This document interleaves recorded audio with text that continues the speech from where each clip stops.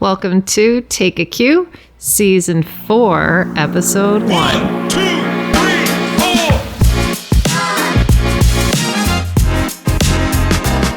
4. Hey, music educators. Welcome to Take a Cue, the podcast that helps you hit the right notes in your band room, one rehearsal at a time. I'm Jen Wise, professional baton dropper and occasional miracle worker.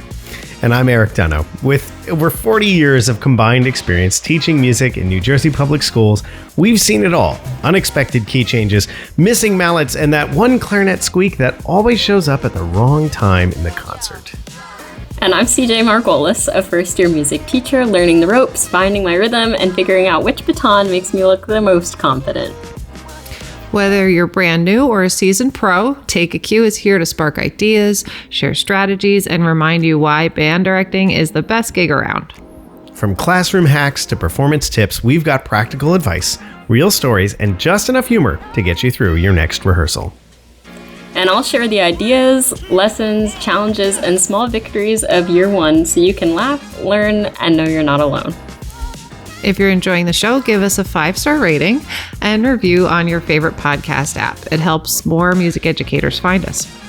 And stay connected with us on Facebook, Instagram, and YouTube at Take a Cue Podcast. We'd love to hear your stories, swap ideas, and celebrate the wins, big or small. So grab your baton, tune up those instruments, and get ready to bring out the best in your students and yourself. This is Take a Cue. Wow, I like the new intro. That was so fun. That was a fun one. Thank you, AI, for your help with that. Listen, it's got me pegged. I drop a few batons here and there. Like, it happens. So, CJ, have you found the right baton yet? No, it's still looking. You know, just like in Harry Potter, the wand has to choose you. So. That's right. You got to go with Newland custom batons. Those are the ones. I don't have that kind of money yet. I need my first paycheck first. Fair enough. There you go. Fair enough. CJ, you have big news. I do have big news. Yeah. Where to begin? Do you want me to just give you the rundown? Yes. Sure. Well, I graduated. Yippee-doo. I graduated from TCNJ back in May. It feels like a million years ago.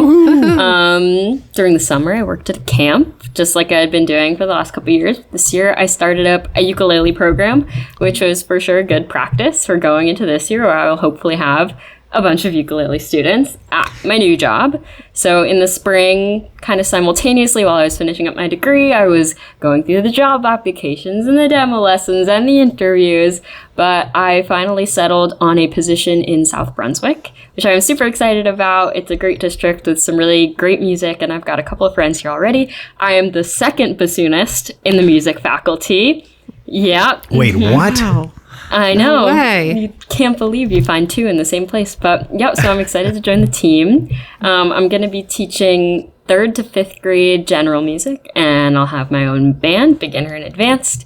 I'll have a 3rd grade choir and a jazz band, and I'm 100% ready. I'm just ripe and ready to go. You know, I've got all my stuff, all my ducks in a row, and all my lessons planned from now until June. And, you know, I've got everything set. That is a lot. That can't be true. Of course it's not true. I'm still figuring out what I want to do on Okay. Thursday. But I ended up moving. I'm now living in South Brunswick so that I can be closer to work, so that I don't have to spend 2 hours a day driving before I can go and spend all my energy with the kiddos. I've been reading like crazy, probably to try and avoid thinking about the fact that I'm going to be a teacher in 5 days. And attempting to remain sane in the face of this new chapter in my life. So it's kind of where I'm at since the last time we chatted. Wow, congratulations. These Indeed. are great things. For those of our listeners who might be new, CJ here is a product of the Livingston School District, where Jen and I teach. I actually had CJ back in 8th grade band, my first year in Livingston. And we've been catching up with CJ along the way. So if you want to hear about CJ's path to becoming a first-year teacher, go back and listen to some of our episodes. You can find them at our website, and yeah, it's pretty cool. That's a big job. Is the band stuff like built into the school day, or do you have it like mostly before and after school, or? Yeah, so band has a really big role. Like the music program is very integral in like the district. So almost all my rehearsals are part of the school day except for jazz band. So I'll have band during the day, choir during the day, and lessons scattered throughout. Awesome. Yeah. Now, are you teaching any non-performance classes as well? Yeah, so I've got all my general music classes too. So I've got 3rd, 4th, 5th grade. I'm one of 2 full-time music teachers at my school, which is a big deal because there are a couple of other teachers in the district who are bouncing back and forth to other schools. So me and one other colleague were working full-time. So she's like my counterpart doing the younger grades in general, and then orchestra and chorus. So you sound like you're ready, but still nervous. Yeah. So obviously I don't actually have all of my plans until June. It's interesting to be coming. Yeah. So I'm coming into somebody else's shoes, and I haven't taught upper general music before. I've taught younger general music at camp where I worked with like pre-K to 1. So this is going to be an interesting new journey for me. And I think I've got so many ideas swirling in my head. It's hard to grasp onto just a few of them to start it all off. Don't forget your policies and procedures and make just the fire exits. Like, you got to do that the first day. But don't put the reeds in your nose. Yeah, that's it. Nice. Jen, how was your summer? Not as exciting as landing your first teaching job. It was not, no, but still exciting. Let's see. TJ and Tom and I, we had just this wild whirlwind of a summer, which was cool. So we'll, roll it back a little bit. We decided that TJ's going to kindergarten. So he starts kindergarten in a few days, and that's so exciting. So he went to, camp, summer camp, day camp with some of the kids that are going to be in his class, and it was really exciting for him. And like, I'm on the kindergarten moms Facebook group, and we did a kindergarten park meetup, and he went to 2 orientations and, got to know his teacher, and that's been a big part of the summer. It's just like everybody in the house, kind of just wrapping our heads around TJ going to kindergarten. But we got a couple beach weeks in. So we do have a house in our family that we rent. And the week before the week that we were going down didn't get rented. So too bad. Oh, that was so sad. But we had to go for 2 weeks. So that was awesome. Oh no, the house is empty. Who will take it? What will we ever do? Oh yeah. So we really stretched out down the shore, and that was pretty special. We've never done that before. So it was really special to be down there that long. And then TJ's super into the 50 states, learning where they are, learning a little bit about the different states. He knows the, alphabetical order state song. He knows where they are on the map. He can pick them out. It's awesome. Let me tell you, this is true. I got to see this summer, that TJ, you give him a little puzzle piece of a state, just the shape of it, and he immediately knows what state it is. Yeah. That's awesome. He I don't think I could do that. I don't think I could either. So do you use the app Stack the States? No. Oh my God. My sister and I used to be so obsessed with this game. It's like you answer questions about the states, and then you try and stack them and get them to the top of the screen. What? Very simple, very educational. Oh, wow. My gosh. Oh, wait, hold on. Hey, Siri, remind me tomorrow about Stack the States. Okay. Thank you. I know what we're doing with our day off tomorrow. There you go. Nice. So, we started talking okay, how can we get TJ to see as many states as possible? So we did a weekend New England tour. So we started at his grandparents' house in Connecticut, and then went up to Maine, and then dotted our way back. We hit the Cape. We hit Cape Cod and Narragansett, Rhode Island, where my aunties are, and and New Haven pizza on the way back. It was awesome. So he saw 7 states in 4 days, and he was like, this is the best, so that was a big summer trip for us. And just today was the Booten Carnival to wrap up the summer. No. I know, but that's right. I'm gonna let our listeners in on a secret. We already started school last week. We did. Erik and I had a full week of school. Yep. We've been in for a whole week already. So wow. I know. It's a nice long weekend. Yeah, we're here. We're here for Labor Day weekend. We're putting a nice button on the summer, but tonight is a little. It's bittersweet, you know. But so Jen, now you're running into something that has been something that we've run into in our family as well. You've got now 2 teachers, yes, as parents, and a kid in kindergarten who, when you have daycare, it's kind of a little more wishy-washy when you drop them off and all that stuff. Now there's busing and specific times. How are you guys navigating all that? It is so stressful. It is so stressful because I have before school rehearsal, and TJ's school doesn't open until 7:37, and my downbeat's 7:15. So it's like, what do we do? Same thing and with this Tom. Is a different district too. In a different district. TJ doesn't go to school with me. So and then the bus at the end of the day is home at like 2:38 or something, and my contractual time is 3:05. So how does so it's just it's really stressful. So luckily after school there's an aftercare program. He can just stay for an hour or two, whatever we need to do. But in the mornings I just want to put my own kid on the bus. I can't do that. It's really stressful. So we just found someone that she's going to help us in the mornings, but it took all summer to figure out what we were going to do in the mornings. And because Tom has before school rehearsals too, and his schedule's changing this year at school. So, it's, I know plenty of kids have babysitters and nannies and this and that, but it's like you teach for 17 years and then you want to put your own kid on the bus and take him to school. And it's just like, they can't do that. It's like, oh man, I've like all these mornings I've gotten up and I've been there to greet hundreds and hundreds of students, and I can't put my own kid on the bus.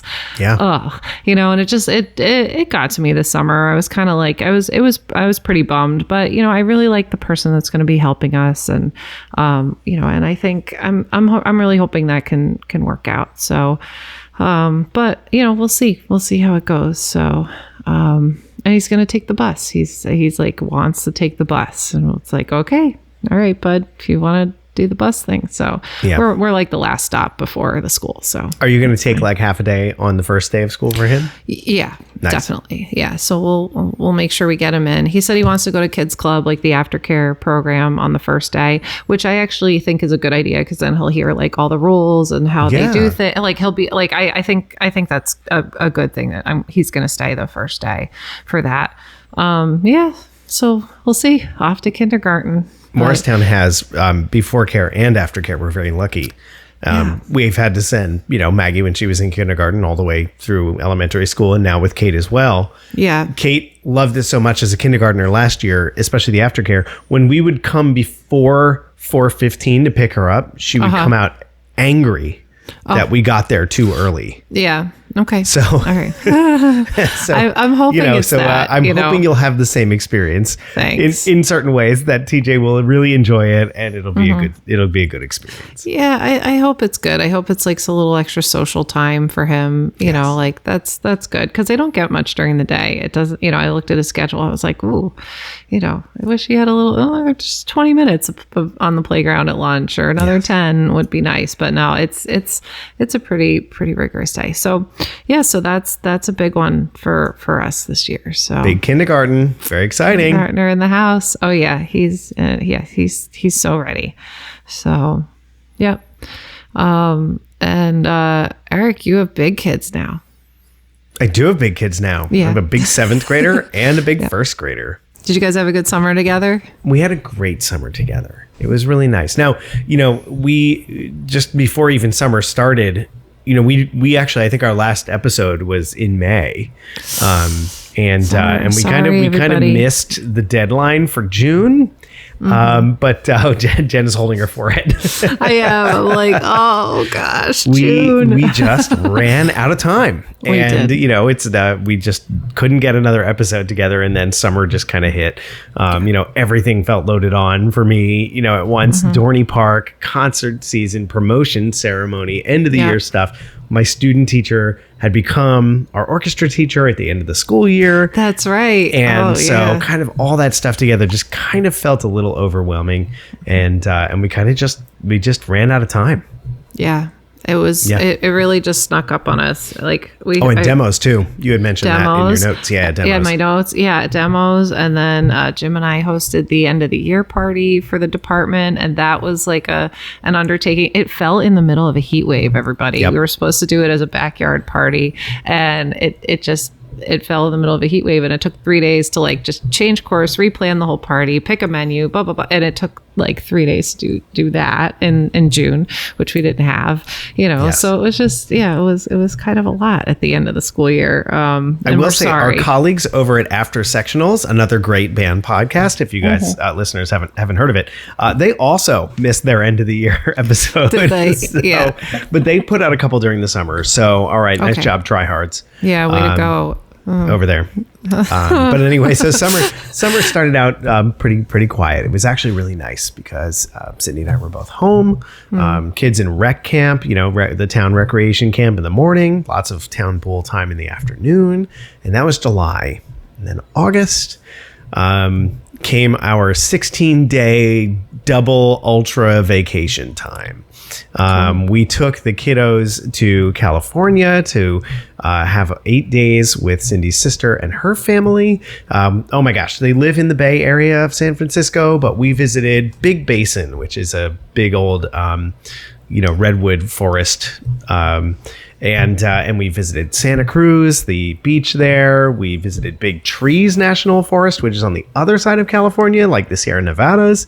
That's unbelievable. Cool. So much fun. They are their kids are just right around Kate's age. But their oldest gets along so well with Maggie, and their middle gets along with Kate so well, and then their youngest, she gets along with everybody and is a hoot. So that was lovely. And then we were like, you know what? We're already halfway there. Let's just keep going west. So we ended up going for 8 days to Maui, which was some place I've never been. Cindy had been when she was a kid, and that was crazy. We the sunsets there are beautiful. We ate a lot of poke, and we snorkeled with sea turtles, which was amazing, cool. And sharks. And Maggie and I even had a ukulele lesson. So CJ, I think you're going to have to, give Maggie some lessons here at some point. I don't know. I mean, if you got it in Hawaii, maybe I need the lesson. I was going to say, you just need to convince South Brunswick that you have to go there for PD. There you go. You got to meet with Uncle Ron. Not a bad idea. That's it. Okay, Uncle Ron. That was your he's teacher. Your guy.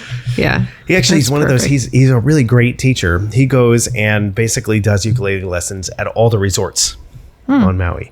And he's so entertaining and personable and does it so well, explains it so well for people who are beginners. But anyway, you can follow him on Instagram. I'll put that in the show notes. But little plug. So yeah, Maggie's going to the 7th grade. She wants to audition for jazz band this year on saxophone, oboist to saxophone. Sound familiar, CJ? I never heard of it. Never heard of it. She's still playing oboe and maybe practicing a little more reluctantly than maybe elementary school, but she's still in it. She still sounds great. Yeah. Kate's entering 1st grade, and Cindy is now teaching 1st grade this year. She was kindergarten intervention last year, but this year she's going to be back in her own class. She knows all of her kids already because she taught kindergarten last year. She's really looking forward to it. So that's kind of our getting ready for the school year.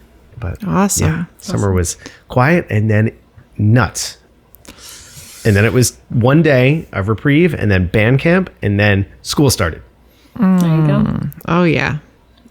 Oh, that's great. That sounds like an awesome trip. It was a great trip. I would love to go back with just Cindy. She doesn't need to be entertained quite as much. Wow. Yeah. Yeah. Speaking of entertainment, I actually, I did.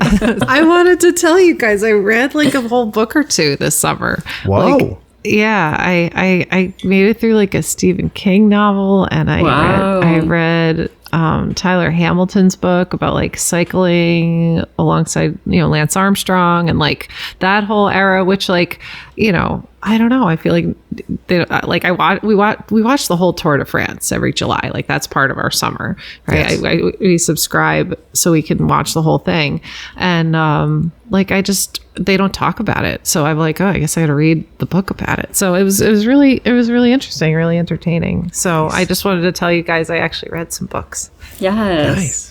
Now, CJ, you mentioned that you were reading too. Anything that our listeners should get into? I don't want to flex on Jen right now. Yeah, no, you should. So, all right, listen. So, one of my things about going into new change is that I don't like to have quiet. As musicians, I'm sure you get it. Like, you've got to have noise going because quiet is just, it makes all of your thoughts get louder. So, I've been very into reading and listening books this summer. I have read 14 books in August. What? I can't, because I don't want to think about what's actually happening. So I've just been reading about other people instead. So okay. I just finished the first ACOTAR book today. So okay. Yes, been reading a lot. But I'm awesome. very excited to hear you've been reading too, Jen. Listen, it takes a lot to sit down. Yes, and, it does. It like does. 40 now and my eyes don't work this time of night. So I read almost one book this summer. True. Almost. And that's great. Okay. That's great. 14. Holy moly. 14. Wow. That's awesome though.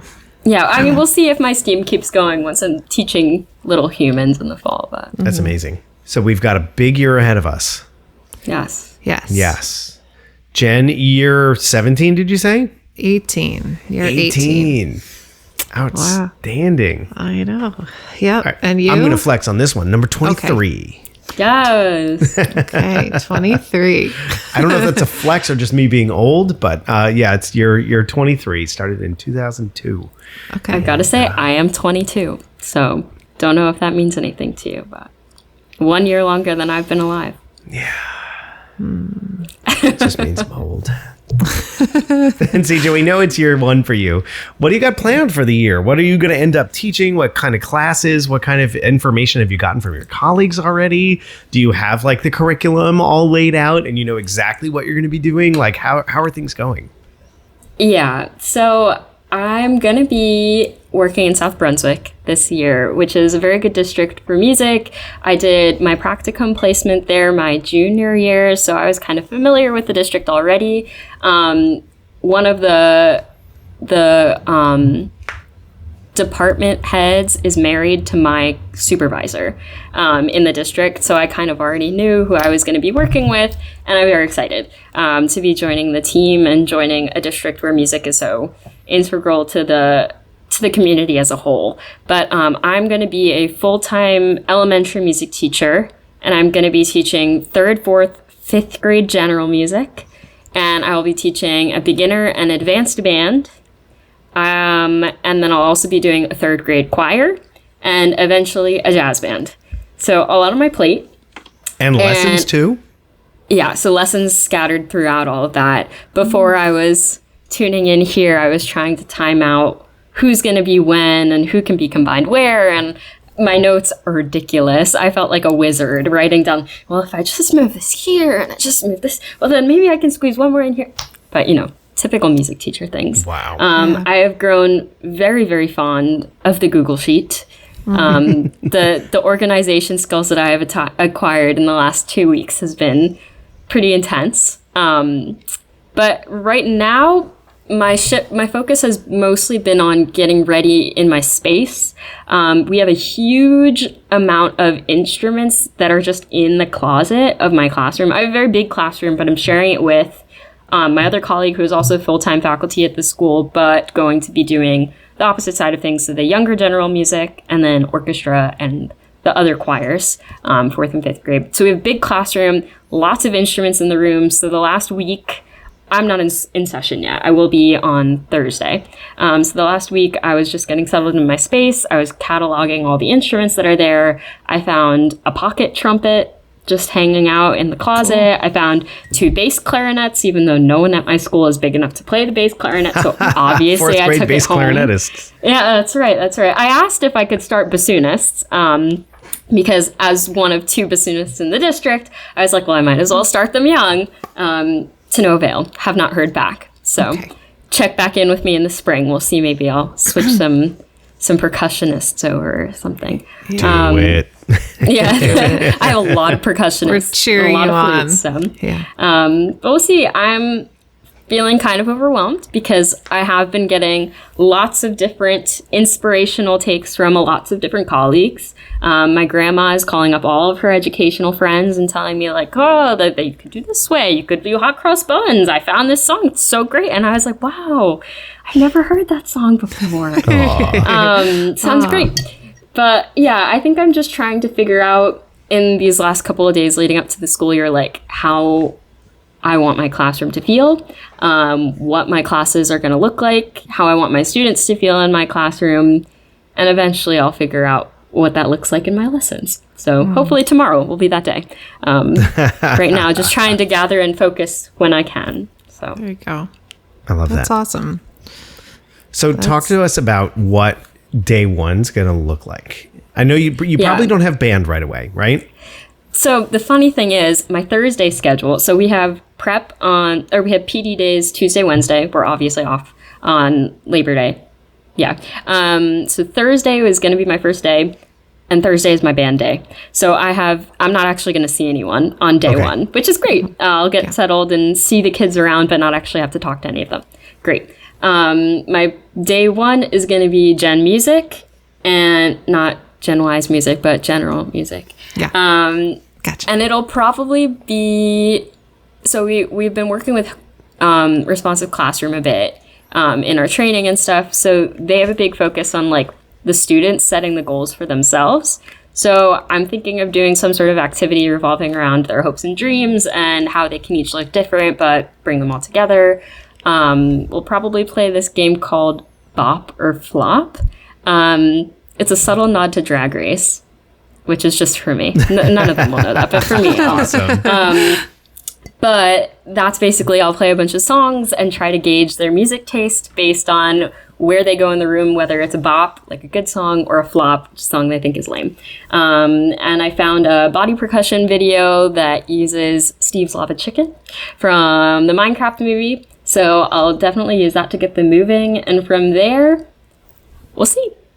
I think tomorrow is going to be my hardcore brainstorming session. What's interesting is my training at school didn't necessarily focus a lot on general music. And I haven't focused on older general music at all. I've done a lot of younger general music, but not a lot of upper grade being 3rd, 4th, 5th grade, general music. Yeah. So it'll be interesting to see how we can work together, and I can use resources from my colleagues and stuff like that to kind of shape what that looks like for me. Yeah, that's great. You can do some cool like projects and listening things. And yeah, that's awesome. Have you gotten a chance to like get together with your colleagues to be like, hey, what do you do during these periods? And here's what I'm thinking. Have you had that chance to like, collaborate yet? A little bit. He means steal stuff from them. Oh, yeah. So we have or big suggest shared Google good Drive. ideas that they can steal. Right. That's right. We have a big shared Google Drive, so I've been perusing my way through that. A lot of my colleagues are very like free summertime work during the school year. So I'm trying to respect their space, but a couple of my friends from TCNJ graduated and went to work in South Brunswick as well. So it's nice to know that I've got some people that like went through the exact same training as me and have also been figuring it out. So I'm planning on leaning on them and seeing what they do and stuff. So, and I mean, a bunch of my friends are out doing a lot of the same thing right now, except are like 2 or 3 years into it. So I've been checking in with them and seeing like, so salami in the first day, does it sound good? But we'll see. That's great. Yeah, leaning on my peers and the people around me. Yeah. Awesome. That's so good. Yes, I understand the not wanting to, bother your colleagues, but I'm sure they're... I know, I was texting you during the summer and you're like, this is my view. And you're in the forest. And I was like, I'll leave you be. That's right. You be. But my view is... So yes, it was definitely a little bit of a brag, but also you can always ask me questions. That's so funny. I love that. Well, I think it's... I think it's great that you're getting into the responsive classroom stuff, because I found that really challenging for myself as a teacher, because I had never actually learned in a classroom that was run that way, right? So like I do like letting go enough to let my students learn that way was a lot. But now I think I do a nice blend of those techniques and the dictatorship that is my band. No, just kidding. But I think if you can pull some of those things in, it'll serve you pretty well, especially with the age group you're working with. Yeah. So yeah, I'd like to talk to you guys at some point how to bring that into like the middle school level, because like you said, band is really a dictatorship. I know you're talking to CJ more about the general music classroom, but I'd love to chat sometime about how to bring this into like the band room and also the middle school band room. Yeah. Because yes, it'd be cool to have everybody make their own rules, and that's fine. But but at the same time, like, how can we really continue that throughout the year? Is something I'd love to chat about, but that's for another episode. Another day. So Jen, I hear there's big news for you this year.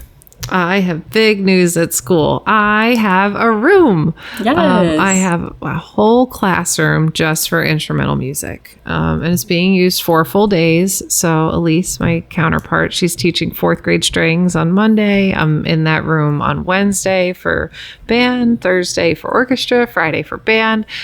We have a whole classroom to ourselves. So it's really it was like the second thing out of my principal's mouth in our back to school meeting. So I felt very special. And I was but I'm really glad that she's excited about this too. My previous principal was a former band director. He's now moved on to be a superintendent. And that was so amazing. But even, the best laid plans, I still ended up teaching on the stage and on the gym floor and in the hallways and wherever, we could make it work when he was there. And I know he did not like that happening with the instrumental music program. We have someone new. This is her 2nd year in my building. She's wonderful. Actually, her children go to Tom's school where he teaches, my husband. So that's kind of a fun connection that we have. But she's a real theater buff, and she loves musical theater. She's been cheering us on. She was cheering us on all year last year, and she found a room for us because we're down a section of 3rd grade. So it's awesome. And I was just the first day, I get to get up and tell the staff how we're going to use the room and everything. And I can't tell you how many people were coming up to me after our first day faculty meeting, we're so happy. We're so relieved for you. We felt so awful watching you haul your stuff up and down the hallway, all those instruments and music stands. And they're like, oh my gosh, this is the best thing. I'm like, it really is. So, it's going to be great. We have 6 bulletin boards and 5 inside the room and 1 big one outside the room. And I'm just oh my gosh, what am I going to do with this? This is do you want to know what I'm putting on my outside one? Yeah, go ahead. So I was looking on Pinterest, obviously, stealing friendfully. There's one that's so my outside one, I want it to be music happening, blah, blah, blah. But it's going to say, welcome back. We're so glad to see you. And then it's a staff and it'll have mirrors as the music note heads. And it's going to say FACE, face. I like that. That'll be sweet. Nice. Yeah. I'm just doing very, on the, just like a cute border and our lesson schedules on the outside one.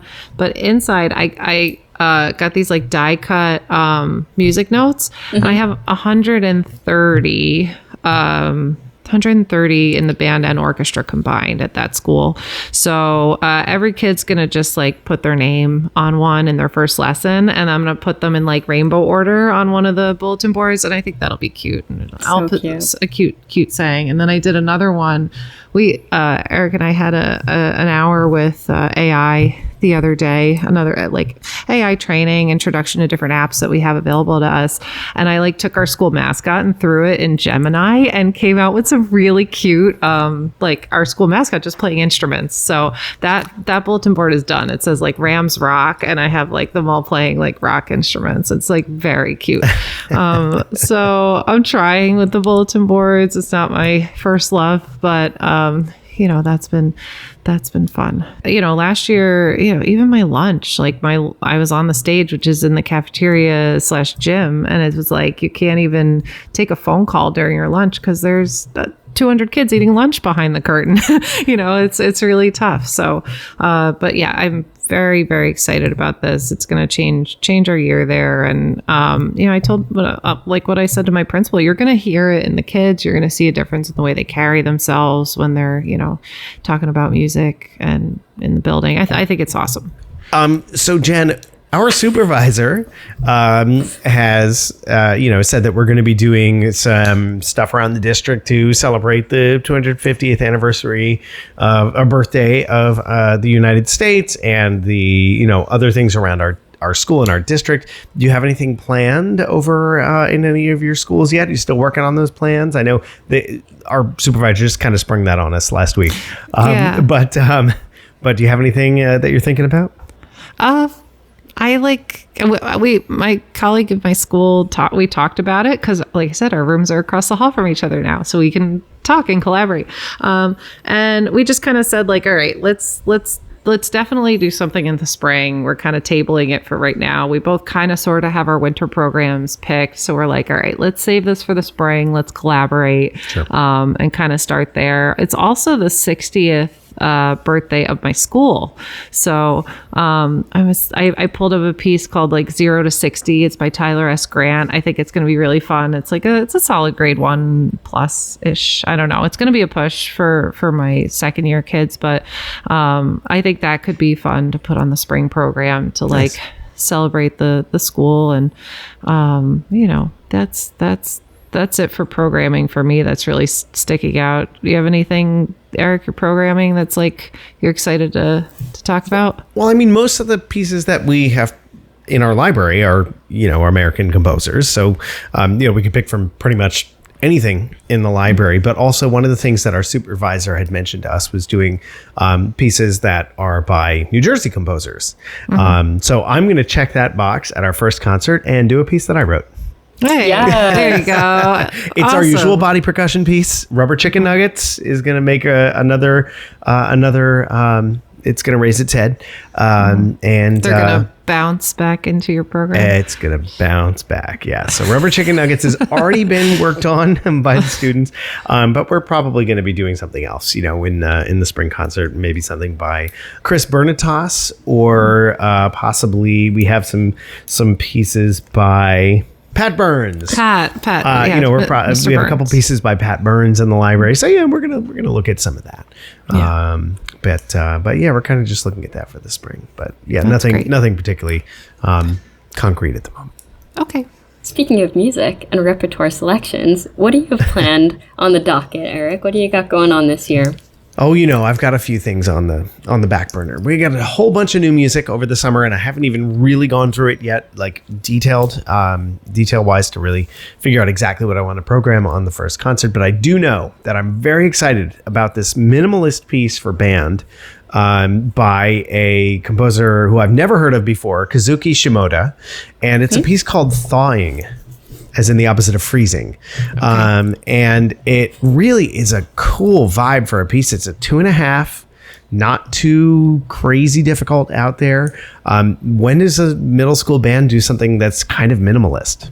Mm-hmm. I don't know. It also has a lot of mallet percussion in it. And I'm excited to try it with the kids. This is one. Sometimes I'll get pieces and I'll be like, this is going to show off the kids well. And it kind of sounds like a band piece. But this is one that I'm excited about. So if any of my colleagues out there are listening and you want something that might be good for maybe a spring 7th grade or a winter 8th grade, check this one out. This year, I've got the biggest band I've ever had. We have 84 8th graders. Wow. In a band room built for 50. Mm-hmm. So that was interesting this week. We met twice without instruments, and we barely fit in the room. I did have the option to split the band into two, which is what Brendan, my colleague in 7th grade, is doing this year. He has, I think, 120 7th graders this year. So he's got two bands. But I really, really wanted to try to keep it into one band because I really like having everyone together. It also sets up the idea for high school where there's one group for 9th grade, one for 10 through 12, and then one wind ensemble. And it helps with, balance and all that stuff. But the downfall is it is really tight in the band room. It is really tight. We have 16 or 17 percussionists. So that alone is going to be interesting. We'll see what happens. Yeah, that's a lot. Yeah. I remember, Brendan, kind of trying to reconcile that last year. Like, wow, what am I going to do with all these percussionists, and where do they fit in, and what are their skills, and, how do we make that happen? I remember that class. I think I like 6 in each school left me, and I'm like, oh, I'm in trouble. They can all play. They're all going to do this forever. They love what they do. Yeah, they're so good, sorry, and guys. they're interested. That's the thing. They're committed too. I'm so sorry. But stop doing your job so well, Jen. I know. I only have 2 percussionists at one of my schools this year. I don't know how I pulled it off. I think, yeah, I think in the demos we just had Brian hold up a snare pad and be like, yeah, we offer percussion. And then he put it down. I think that was the percussion demo. So, but that's what it takes. I know. Our colleagues who are listening, maybe from smaller districts, might, not realize the funny, might not realize how the numbers work. But when you have 6 elementary schools coming together, 2 at each of them, that's 12 percussionists in your 6th grade bands, so if there's 2 at each school, it works. So yeah, while 2 might sound like, oh my gosh, that's so undoable, it's just not a workable number. It ends up being a workable number. So yeah, because last year I had 14, and the 6th grade band director is mad at me for that. So it's like, what can you do? It's you gotta But yeah, that's something that we keep working on in Livingston, is try to figure out how to make a percussion section that's balanced and plays well, and not just at the elementary schools, but at the middle school and the high school level too. But but yeah, so it's a big band this year. I have 8 trombones and 12 trumpets. Okay. A couple French horns, a couple euphoniums, 1 tuba. So I'm trying to get some of those trumpets to go on down. We'll see. We'll see if I'm persuasive enough. We shall see. Yeah. That's great. But yeah, so we got a couple new percussion equipment, instruments over the summer, and that's going to help us out for sure as we get moving. But yeah, and this is the first year, Jen and CJ, that I don't have a student teacher in 3 years. Wow.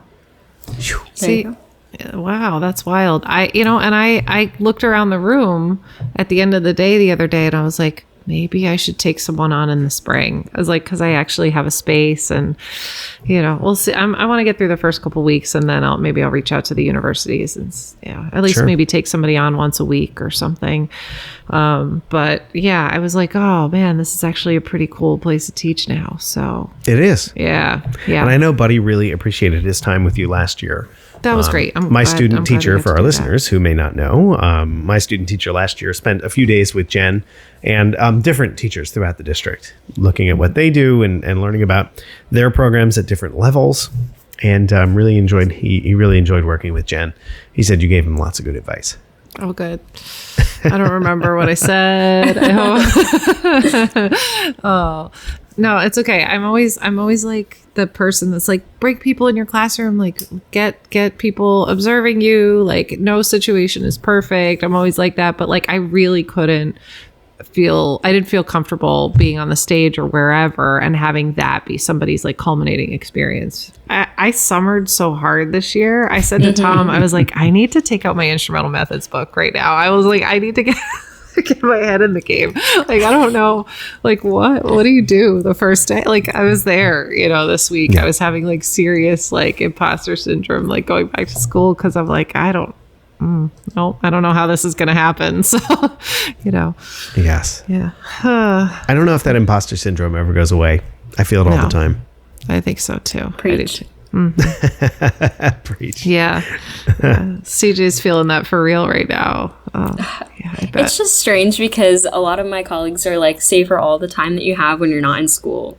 Like, make sure that you're taking your time for you. And I'm like, but I have to panic. Like, I have to be nervous about this, even if I don't necessarily have to. I feel like anytime that I'm not doing stuff for school, I should be doing stuff for school. So we'll see if that goes away once I actually start the schooling part of things. Yeah. Make sure you take time for you, though. Yeah, definitely. Read 14 more books or something. Yeah. I know, right?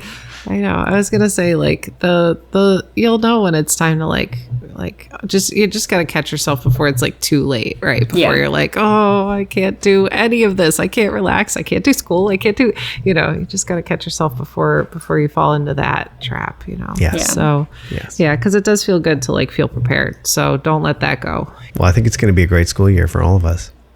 For all of us. Yeah, definitely.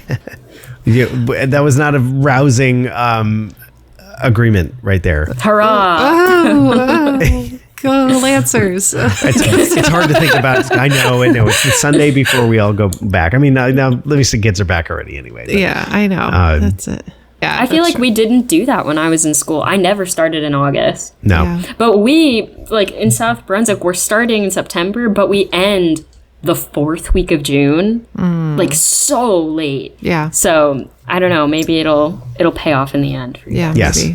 Maybe. For any of our listeners who are maybe looking at ways to kind of, dial in their September ideas, especially for band, go and take a listen to some of our September episodes that we've recorded here. Jen especially has some amazing ideas for elementary band, getting things starting off right. So go and check out some of those episodes back from the Septembers over the last couple of years.